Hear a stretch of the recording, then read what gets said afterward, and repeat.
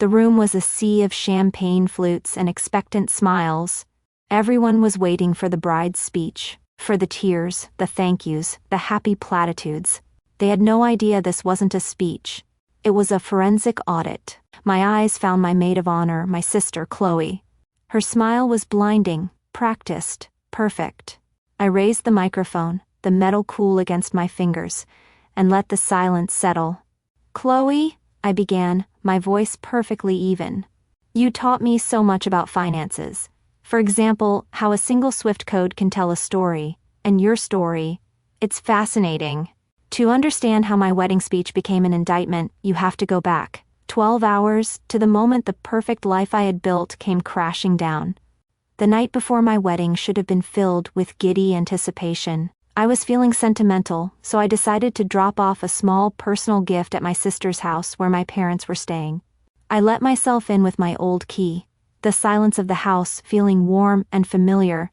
I called out their names, but the only answer was the low murmur of voices coming from the study. I recognized them immediately. First was my sister, Chloe, the family's golden child whose charisma could charm a room into anything. Then, my father, a man who saw her as his legacy, and my mother, a woman who always chose the path of least resistance, which always led straight to Chloe. I froze in the hallway, the gift box suddenly heavy in my hands. Chloe's voice was smug, confident. "The final payment to the venue is due by 10 a.m. When her card gets declined, the whole thing gets cancelled." There was a pause. "Liam's family will see what a financial train wreck she is. He'll finally walk." My father's sigh was a weak little puff of air. "Are you sure, Chloe? It feels so drastic." But my mother's voice was firm, righteous even. "It's for her own good. She's not responsible enough for a marriage like this. We moved the money to your account, Chloe. It's safe. It's a hard lesson, but a necessary one. A hard lesson." The words echoed in the sudden ringing in my ears. This wasn't just an insult or a moment of jealousy. This was a coordinated attack, a meticulous plan for my complete and utter public humiliation, orchestrated by my entire family. Every dismissed achievement, every time I was called too sensitive, every comparison to Chloe's effortless success, it all clicked into place. This was what they thought of me. A problem to be managed. A lesson to be taught. I stumbled backward, my breath catching in my throat, and slipped out the door without a sound. The cold night air hit me, but I barely felt it. The gift box fell from my numb fingers and landed on the wet pavement with a soft thud. I just left it there. To really understand the chasm that opened in my sister's hallway, you have to understand the two lives I was living. In one life, I was Ilara Jensen, the quiet, slightly disappointing younger daughter. The one with the confusing, boring job, and the tendency to be, well, a little too serious. In the other life, I was a lead analyst for a global anti-corruption task force, a name that carried a quiet weight in rooms my family couldn't even imagine. For years I kept those worlds separate, thinking it was easier that way. I was wrong. It just gave their false narrative room to grow into something monstrous. I remember about a year before the wedding, my parents threw a massive dinner party for Chloe. The occasion? She'd been given a 2% raise and the title of senior marketing associate at the local firm she worked for. My father, a man who measured success in legible titles and company cars, was practically bursting with pride. He raised a glass of expensive champagne, praising her financial savvy and real-world business acumen. The whole family applauded, beaming at Chloe as if she'd just cured a disease. I sat there smiling politely, but in my head the mental tally was running. I saw the academic decathlon I won that they missed for one of Chloe's soccer games. I saw the prestigious internship I secured that my dad called a waste of a good summer. It was a familiar feeling, the quiet erasure of my reality in favor of hers. Their world only had enough sunlight for one golden child, and I had learned to live in the shade. Just a few weeks after that dinner, I was given lead duties on a case we'd been building for 3 years. It was a massive international asset forfeiture investigation, targeting a network that laundered money for rogue states. It was the biggest professional achievement of my life. I tried cautiously to share the news during our weekly phone call. I explained that my analysis had been the key to unlocking the whole thing. My father listened, and I could hear the disinterest in the silence. When I finished, he just chuckled. "That's nice, sweetie," he said, the condescension dripping from every word. "All those numbers and spreadsheets. Just don't forget to defrag your hard drive." That's when the nickname started. Whenever I'd try to talk about work, Chloe would roll her eyes and say, "Oh, here goes Ellie data again." They had taken the most complex, demanding part of my life and turned it into a joke, a cute, nerdy hobby. This was the pattern, stretching back as long as I could remember. It was a system of carefully curated realities. When Chloe maxed out 3 credit cards in her first year of college on clothes and parties, my parents bailed her out, calling it a vital learning experience about budgeting.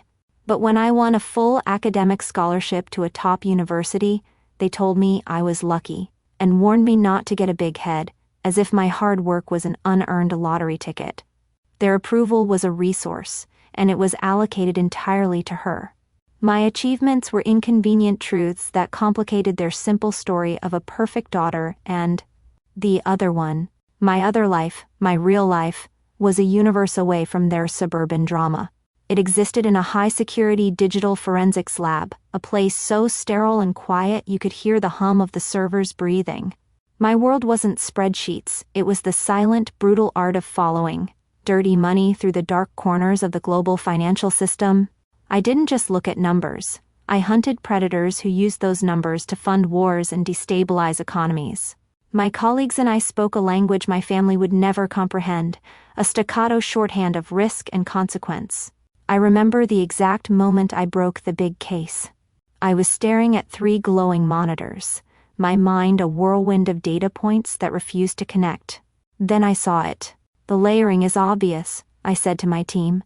"The pieces clicking into place. They used a double invoicing scheme through a shell corporation in a non-cooperative jurisdiction. But they got sloppy. The IP address that authorized the final transfer resolves back to a server in their main office." A beat of silence, and then, "We have them." It was a quiet, electric moment of victory. There was no champagne, no loud celebration, just the grim, profound satisfaction of a difficult job done right. My work didn't just affect a company's bottom line, it had real, tangible consequences. Later that week, I was called into the office of Director Madsen, my superior. A woman whose praise was as rare and valuable as a flawless diamond. She was sharp, no nonsense, and one of the most respected figures in our field. She didn't ask me to sit. She just looked at me from across her vast desk, a thick file in her hands. "Your analysis just dismantled a network that's been evading sanctions for a decade, Alara," she said, her voice devoid of emotion but heavy with meaning. Exceptional work. In that single, understated sentence, I felt more seen and respected than I had in my entire life with my family. Here, in this world of secrets and stakes, I wasn't Ellie Data. I was one of the best. My competence wasn't a strange little quirk, it was a weapon. And I was about to be forced to aim it at my own family. For years, I let them define me in their world with their rules. But after what I overheard, I wasn't just a daughter or a sister anymore. I was an investigator, and my own family had just become my next case. Back in my hotel room, the shock finally gave way to a flood of hot, angry tears. But they didn't last long. It was as if a switch flipped in my brain. The heartbroken daughter receded, and the analyst took over. The crying stopped, and something else took its place. An icy, familiar calm. The same focus I felt when I was hunting a target through layers of shell corporations. This wasn't about revenge. Revenge was messy, emotional. This was about a correction, backed by irrefutable data. I opened my personal encrypted laptop. My wedding dress hung on the closet door, a white ghost in my peripheral vision, but I ignored it. I didn't need access to the agency's restricted systems for this. I was simply following my own money. My fingers flew across the keyboard, launching the forensic accounting software I knew so well.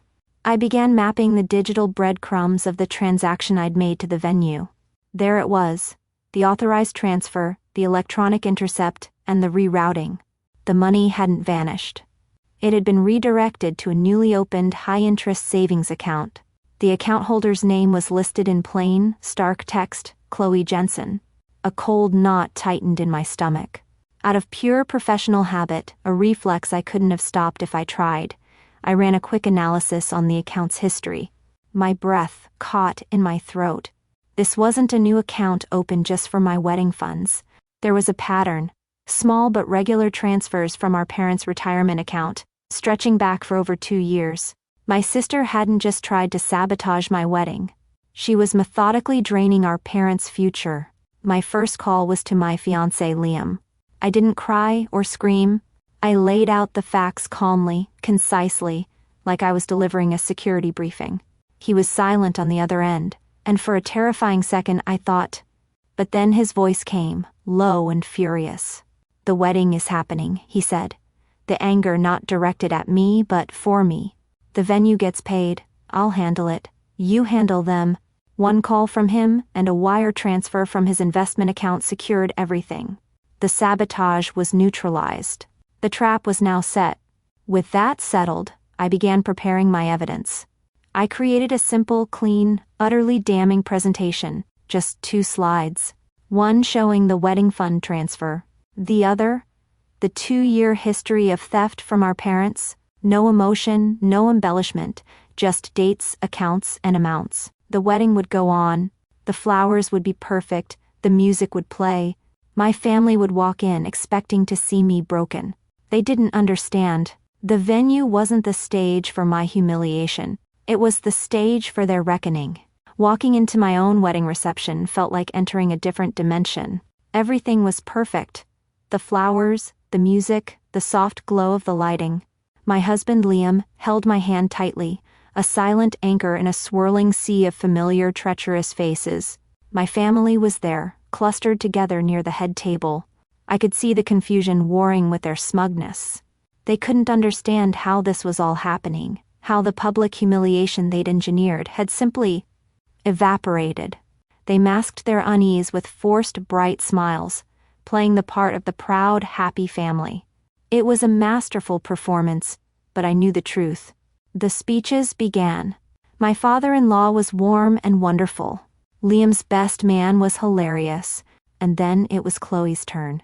She glided to the microphone, every inch the perfect, doting maid of honor. Her speech was a masterpiece of saccharine lies. She spoke of our unbreakable sisterly bond, of childhood memories I barely recognized, painting a picture of a life where she was my constant protector and guide. She ended by looking right at me, her eyes shining with fake tears.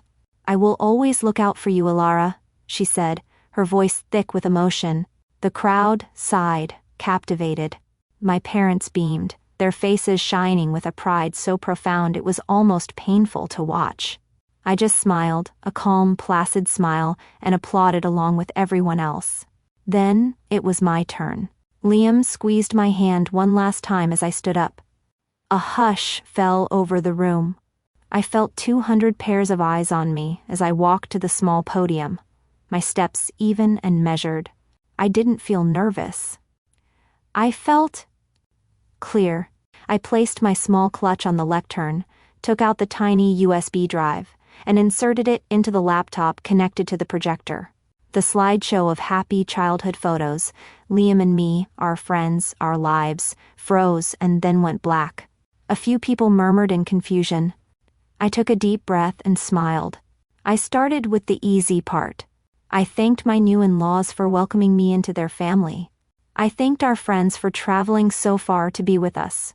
And I thanked my incredible husband, my voice full of a genuine warmth that was meant only for him. I let the pleasantries hang in the air for a moment, letting my family relax, letting them think this was all it was going to be. Then my tone shifted, dropping just a little, becoming crisper, more precise. "A marriage," I said, my eyes finding Chloe's in the crowd, "is built on trust and transparency. And I've learned recently just how important it is to track your assets." Behind me, the screen flickered to life. It wasn't a photo. It was a clean, simple infographic, a flowchart. Box A was labeled Alara Jensen, Wedding Fund. Box B was labeled Chloe Jensen, Private Savings. In between, a bold red arrow showed a transfer of $50,000, complete with the date, time and transaction ID. A collective gasp went through the room. I saw Chloe's face drain of all color, her wine glass frozen halfway to her lips. She looked like she'd been turned to stone. I let the image sink in before I continued, my voice as calm as if I were delivering a quarterly report. I was led to believe my final payment to this beautiful venue might not clear, I explained, my gaze sweeping the room. I was supposed to be publicly humiliated today, dismissed as a financial train wreck. I paused, then looked directly at my parents.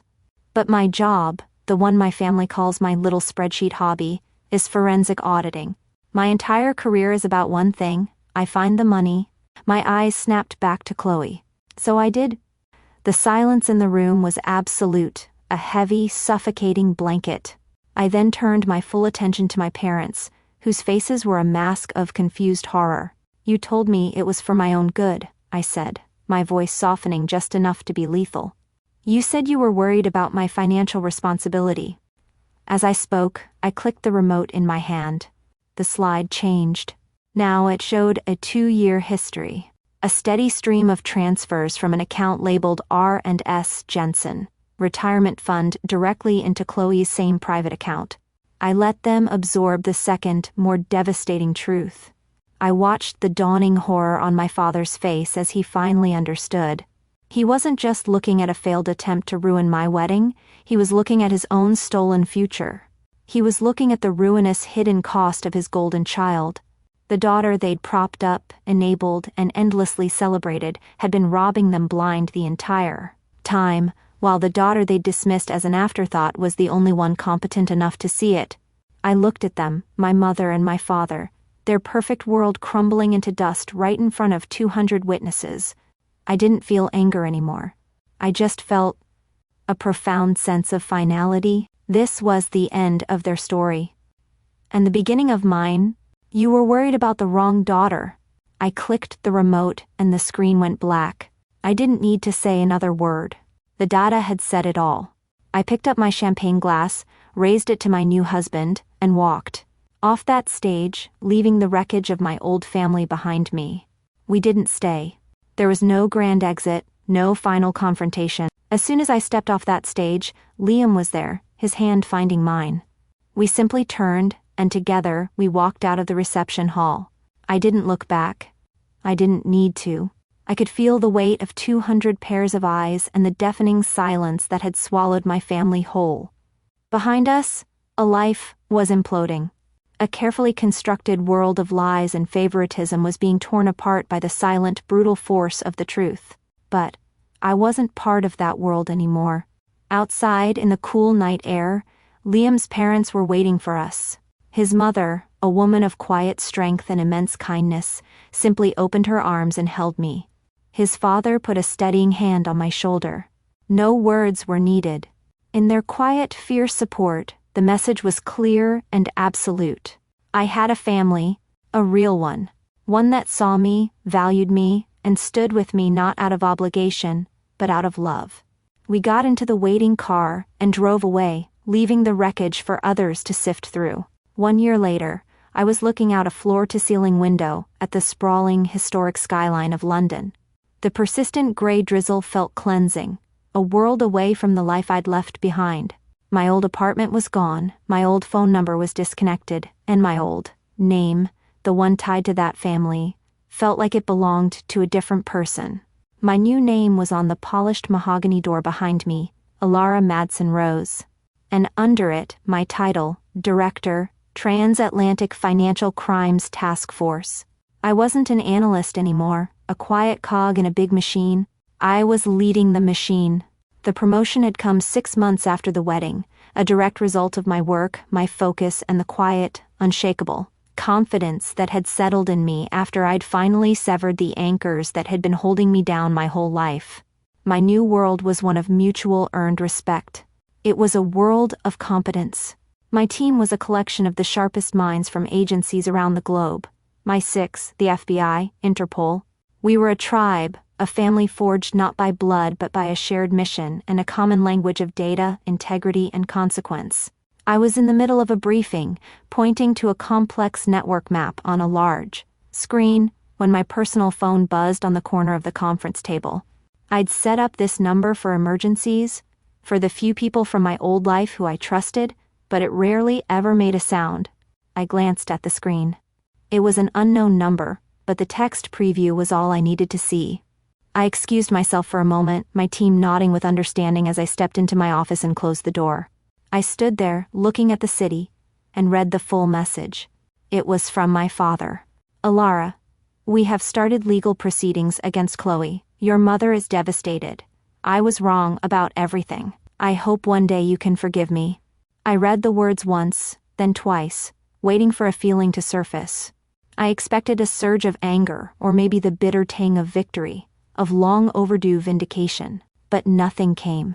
There was only a quiet, profound sense of distance. It was like reading a news report from a distant country I had once visited long ago. The names of the cities were familiar, but the conflict, the pain, the drama, it all belonged to someone else now. He was asking for my forgiveness, but what he didn't understand was that I was no longer the person who had anything left to forgive. That version of me, the daughter who ached for his approval, who tallied every injustice in a secret ledger in her heart, she didn't exist anymore. She had walked out of that wedding reception and vanished into the night. He wasn't talking to her. He was talking to a woman who had built an entirely new life, a life so full and so far beyond their influence that his apology was an echo from a ghost. I didn't feel anger or happiness. I just felt peace. My phone was still in my hand. I could delete the message and the number, erasing the last digital ghost of my past. But that felt too angry, too emotional. Instead, I simply pressed archive. The message vanished from my screen, filed away but not destroyed. A piece of data that was no longer relevant to my current operation. I took one last look at the London rain, then turned and walked back. Into the briefing room, my focus absolute, my world waiting for me. They spent my whole life telling me I was bad with money, but in the end, I was the only one who knew its true price, integrity. And mine was never for sale. If you've ever had to use your own unique skill set to finally set a boundary, share your story in the comments.